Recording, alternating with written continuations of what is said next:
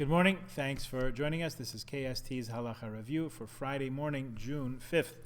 We've been speaking this whole week about the idea of mechitza, separation in seating, men's section, women's section at shul, in synagogue during davening, and we're asking a number of questions about where else in Jewish life that might apply. So he writes, Rabbi Lebowitz writes, that Jewish men, as we see, routinely teach in girls' schools. Logic would dictate, if we're going to speak about all the issues, be concerned for all the issues we've been talking about this whole week, that there should be a mechitza between the male teacher and the female students. So he says this is neither the custom nor is it practical. Obviously, it's we're asking too much of people to maintain this level of separation. So in fact, you'll see that we don't.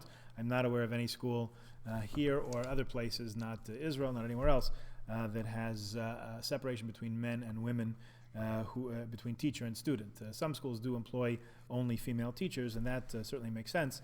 But as far as a mechitza, I haven't seen it. The Meiri says that when going to school to learn a profession, in other words, we're not talking about yeshiva, not talking about high school or anything, we're talking about trade school. Ideally, says the Meiri, and he's writing around the Rambam's time, about the 1200s, 1300s, says that men and women should be taught separately.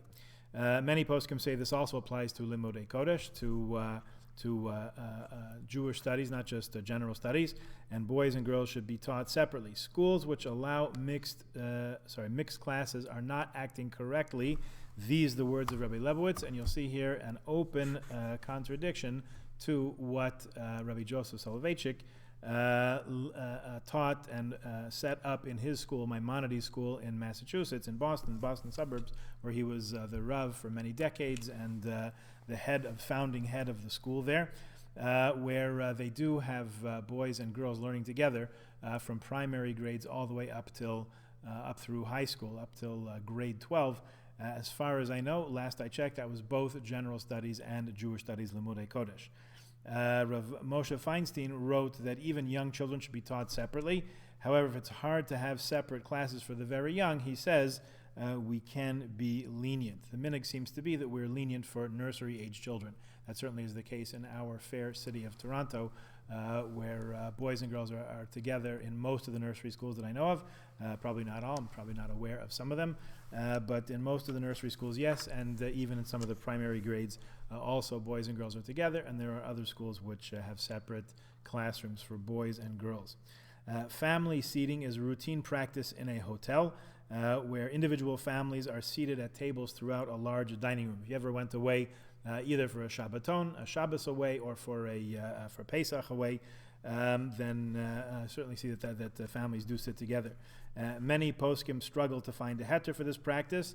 In other words, they haven't found a justification for it. Nevertheless, customarily we are lenient in this regard. The tables of individual families should not be too close to each other. That way you can focus on the people around your table and not get distracted by people at the other table. Which leads us to the question of wedding. So we'll discuss that in Mirz Hashem after Shabbos on Sunday morning. So remember to check back on Sunday. Tonight, I just want to remind everybody, candlelighting time is 8:37 p.m. Earliest time you can light candles this afternoon and accept Shabbat is 7:20, 20 past 7. Our custom in Shul usually is to daven mincha throughout the summer at 7 o'clock, followed by Kabbalat Shabbat and Ma'ariv services for Shabbos. So that's what we'll do. Even though we won't be in the Shul, we'll be davening together. We'll hold each other in our hearts and welcome the Shabbat Queen together, hopefully in peace and hopefully for one of the last times, and we'll be able to be together in our Shul before too long. So have a wonderful Shabbos. Shabbos ends at 9:51 tomorrow night, Saturday night, and everyone's welcome to join me and my family for Zoom Havdalah, 10 minutes after the end of Shabbos at 10:01 p.m. The link is in your email from yesterday. Have a good day and a wonderful Shabbat. Shabbat Shalom. All the best.